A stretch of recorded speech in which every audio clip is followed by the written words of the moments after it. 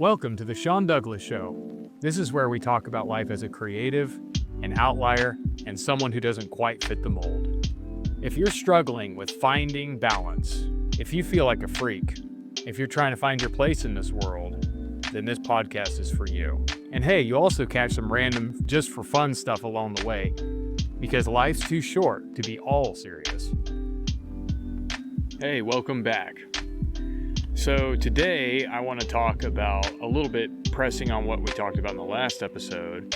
I want to talk about the inner critic and get a little bit more into the details of what his game is. For one thing, it's interesting. I mean, if you take this part of yourself and define it, give this name, this is the inner critic, it provides a degree of separation. It allows you to feel yourself apart from that critical voice on the inside of you.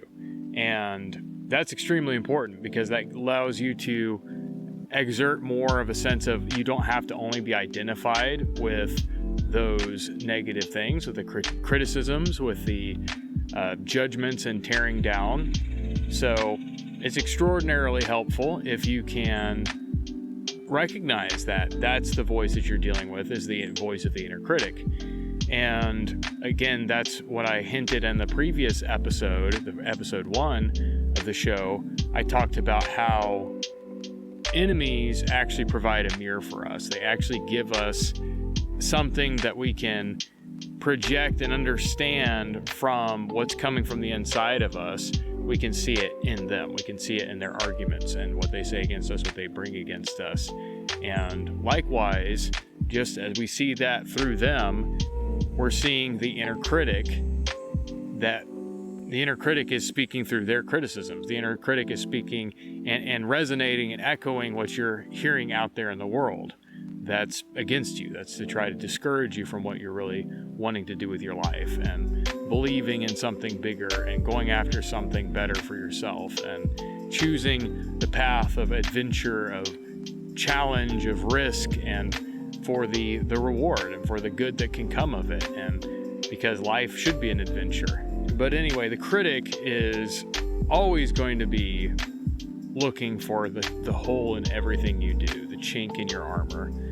He's always looking to see what he can nitpick, what he can pick on, and you have to be aware that the reason why he does that is because his values are different from yours. So let me explain. The inner critic's values are not based on the same things that you value, because you and your rational thinking and how you are as a person, you probably understand, that a certain degree of effort from anybody is enough. A certain amount of effort put into making the perfect sandwich is enough. You don't need to go to this extreme level that it needs to be a sandwich for the gods, unless that's just something that you desire or you want to do. You want to try to go to that level, but good for you if you want to do that. But for the most part, we recognize that you can put a reasonable amount of effort into things and get the result that you're really looking for, and that is great. It's fine. So there's a mediation between the ideal and perfection on one side and what is acceptable, what works for us, what is adequate on the other side, and that we can always pursue an ideal. We can always go after things to a highest form, but also knowing when to stop with that and knowing when's a good resting point, when's a point to say, hey, it's good. This is good enough. Well, the inner critic never has that point where it's ever good enough. So your values might be, hey, I just want to have a good time here. I just want it to, be what people will say, yeah, that was good. I like that. And then that's good enough. It doesn't have to be, just perfection. It doesn't have to be the masterpiece of the centuries. Inner critic, on the other hand, doesn't line up with that. The inner critic says, no, you should be even better than this. You need to do even harder. You need to do even more. You miss this and this and this, and this could be different. And its whole point is to just try to steal your confidence, to try to put you in a place where you're just not sure what to do. And honestly, the inner critic isn't trying to help you do a better job. It's just always looking for something to tear down.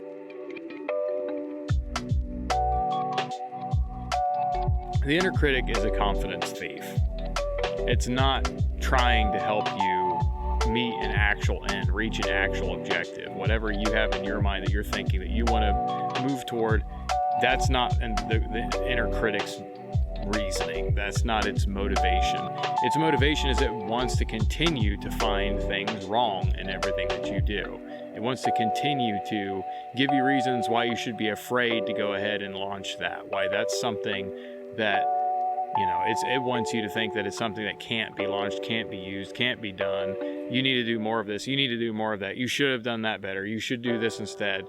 And it's always directing you away from whatever goals, whatever reasonable vision that you have that's grounded in reality. It's something that you can actually do. It's always driving you away from that and sending you into the fantasy land of trying to make everything perfect. And, in your conscious and normal self and your ego, you might be in a place where you're like, okay, maybe there's some truth to this. Maybe this needs to be better. And, well, what if I do this? What if I just spend this little, an extra 10 hours or whatever? Will that be enough? Will that be good enough where I can be feeling that this is acceptable? And the inner critic will, maybe say, well, yeah, we'll see after that. But inevitably, 10 hours later or whatever, the extra bit that you did, the inner critic's going to say, no, that's still not good. And it's going to try to either push you to where you just quit trying to do things that never meet approval anyway, never meet this impossible standard of perfection. Basically, staying in things that you only feel comfortable in and only seems like you ever have a mostly positive outcome and you win every time. So staying in safe games only, staying in things that only work on the immediate, and running away from everything that's challenging, running away from everything that requires effort. And it wants to either put you in that kind of avoidance, or it wants you to take the things that you do commit yourself to and just torture yourself with them instead of loving them, instead of growing progressively, instead of accepting things where they are, instead of putting a reasonable amount of effort in. And that's what it's going after at the end of the day. Its values are not to help you accomplish the things that you really want to accomplish. And that extreme there, that's something that can never be satiated, will never be finished with demanding more from you. If you realize that, then you understand that you need to start taking measures against it. And so, again, that's where the enemies that you might have in your life and the naysayers, the doubters, the haters, that's where they might actually be doing you some good, because they're helping you to actually recognize that voice. Because the thing is, we get so used to our own inner voices, we get so used to the voice of the critic, that when we hear critic talking, it just sounds like ourselves. It just sounds like our own thoughts, our own thinking, the normal way of being. Never mind that we didn't have that when we were kids and when we were just free and childlike. It's something that came in over time. It came in with the superego, with the influence of culture, the influence of family, friends, people around you that put pressure on you, that made you feel a certain way about which things were right and which things were wrong. And, that's not to say that that's all bad. It's good. We need to learn and be taught and be a part of culture, be a part of society. But the issue is, what ends up inevitably happening is you get this part of you that's so strong and is just so uptight and constantly wanting to police you, and that branches into the inner critic, that branches into what it becomes of this voice that's always finding fault with you. And honestly, and that's also what makes you sensitive to people who are fault finding. It makes you upset and traumatized or brought down, or they're able to basically manipulate you. They're able to basically pressure you in that direction. And it's because that's what it's finding in its common ground inside of you with that inner critic. And so when you are able to deal with your inner critic, when you're able to get competency with that, then outer critics lose a lot of their power too, because it's no longer something in you that they're able to connect with. So that's what that kind of branches off to with this whole discussion from the previous episode, what do we do about our inner critic? How do you either integrate or get it out of your way, manage it, regulate it so that it no longer causes collapse and inability to move forward? I've learned some things, a couple different things in my life about dealing with the inner critic, and one of the most obvious things is just simply you have to decide that you're on your own side. Like, you can't allow yourself to think that you have to earn that right. Like, you have to somehow become a good enough person or do enough successfully that you're allowed to be on your own side. You have to already start out with that belief from the get-go that I will be my own best friend, not my worst enemy. And if you start doing that, you're going to notice that you being on your own side and being honest about that fact allows you to stay focused on strategies that are actually helpful for you. And you're able to think about things that will bring about the outcomes that you really want in life, things in the long run. And that keeps you from coping, that keeps you from doing things that are short-term, pleasurable, or make you feel a little bit better, distract you from things, but long-term results in deeper losses, results in more of the same pain, results in the whole reality crashing down on you even harder. And when you are really on your own side, when you're really functioning as your own best friend, you're not going to do that to yourself. You're going to think about the bigger picture. You're going to love you 5 years from now enough that you don't want that version of you to be dealing with just absolute misery because you've been avoiding things for too long, because you've been allowing the same issues to go on unnoticed, the same problems of how you've been treated or where your life is or isn't going. You haven't attended to it, and then that's when it's going to be the worst. And all the time of ignoring it and hiding from it didn't do you any good. So, number one, definitely choose to make yourself your own friend. Make yourself your own ally, and be looking for what is ultimately the best for you. So that definitely also means discipline to not be just based on everything that you feel and you want all the time. So there's a difference, between ourselves and our emotions, ourselves and even our feelings. Our feelings and our emotions, they are important, and they signal things. They give us information. They tell us stuff about what's going on in the world around us. They tell us about what's happening in our relationships. They tell us about our own internal landscape, the things that are going on inside of us. So they're very useful signals, and they can help us understand needs and help us understand wants and desires, and what really kind of makes up our life and our human experience. Is a beautiful thing, but we have to also recognize that we're more than our emotions. Our emotions are part of us, our feelings are a part of us, but they're not all there is to us. And we don't have to identify with every emotion. We don't have to identify with every feeling that flies up and begins to rise from either out of nowhere or gradually over time building up to something. We have the ability to say no and set boundaries and work through. And again, we can't just shut off our emotions. That's not plausible. That doesn't work that way. You can't just shut down grief. You have to go through it. You have to let it have its work in you and be completed so that then you can move forward in your life. You can move forward with losses. So I'm not saying you can just stop having emotions, but what I am saying is there's a way to handle them and process them. There's a way to deal with them. And in certain situations, yeah, we do need to override our emotions. Like when it comes to a response that is needed to save your life or save someone else's life, then it's no longer a question of like, oh, I feel really afraid, so and everything that my body wants me to do is just hold still. Yeah, but I gotta save my daughter. Yeah, but I need to do something about this situation. So courage is going to be acting in the face of fear. So that's defying the fear, defying what you're feeling, not being completely controlled by that emotion itself, and the natural reactions to these emotions.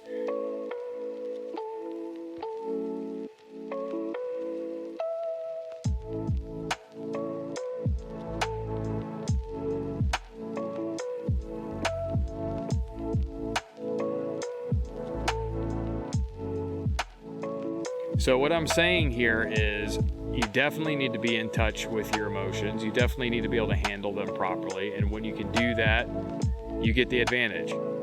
The other thing I've learned about the inner critic is that aside from needing to be on our own side, being our own ally and friend, it's also necessary to get more aware of the kind of words, the kind of self-talk, the things that come from the inner critic. And this part gets tricky because we are so used to it that it's a blind spot. It's something that we're just in all the time. But it looks like an inability to balance things, because that's ultimately what the inner critic is always attacking, is balance. It wants you to feel like everything is constantly not okay. Like you need to be doing better. You didn't do enough. There's something else that needs to be done. There's something else that's incomplete here. And that's the work that it is just constantly doing, is trying to keep you always worrying, keeping you always trying to find something wrong in your own work. Understanding that nature of the critic puts you in a place that you can release and you can let yourself be aware. Am I tensing up my whole body? Am I getting frustrated? Am I attributing anger to this situation because it's not going fast enough and I feel like I'm running out of time or whatever? We have to realize when we see that happening, this is the work of the inner critic. The last thing you need to know about the inner critic is facing the inner critic. And facing the inner critic is something that we do. It's on the battlefield of beliefs. It's on the battlefield of what you think and you want and what you value. And so the way to deal with the inner critic so that you can overcome it and you can stay focused on actually living in the moment and enjoying what you do and staying in the joy of your vision and the joy of the thing you're doing, instead of tormenting yourself constantly over what's still not good enough, what still isn't what it should be, why you should just quit trying these things that you're not capable of, or why you just need to keep on going forever and never finding a stopping point, never finding anything actually being complete. What we have to do is we have to battle it on that level of beliefs and emotional beliefs.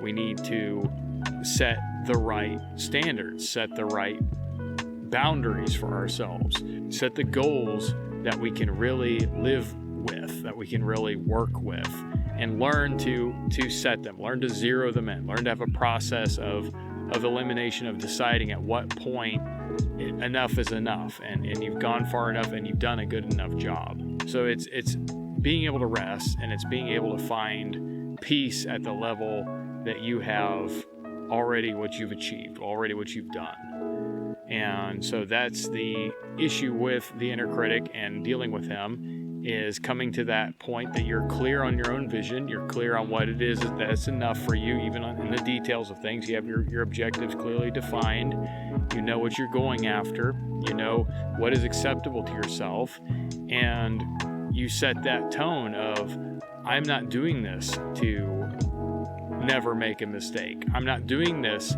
for it to never be less than some high level that's the best in the entire world and nobody else can ever touch a candle to that. That's not the point. The point is to hit at this level and this kind of success and accomplish this and be living in this moment. And so setting the values of the kind of emotions you want to actually have. What kind of feelings do you really want to have as you're doing the things that you're doing?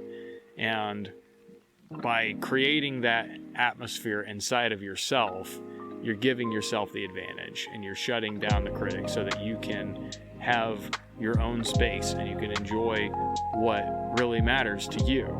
And it's letting go of that paranoia that it brings too, of like, what if I'm missing something? What if this isn't good enough? What if I need to do more of this?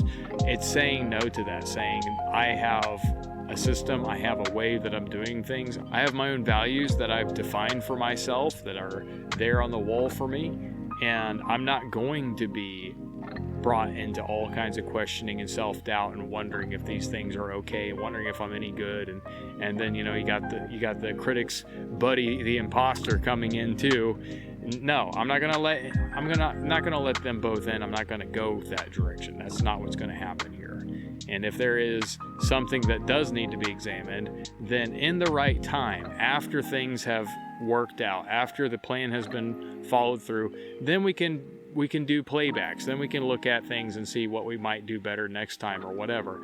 But we're not going to hold things in a permanent state of preparation never being done, and we're not going to hold things in just a state of never being released and never being even started because of how much this voice wants to keep us constantly just trying and never actually doing the thing, never actually just living the life. That's really my spiel, what I've learned about the inner critic. I wanted to just share that with you so that if you've struggled with these similar things as an artistic type, as a creative, as just somebody in everyday life, this is not just for the artistic people, this is for everyone really, but it definitely strikes the artistic people really hard. It strikes creative people really hard. So I wanted to give my best pitch at it right now as for what I've learned and what's been working well for me. And I hope that this helps you, this works for you as well. So thank you for joining me on episode 2 of the Sean Douglas Show. I hope I'll see you next week.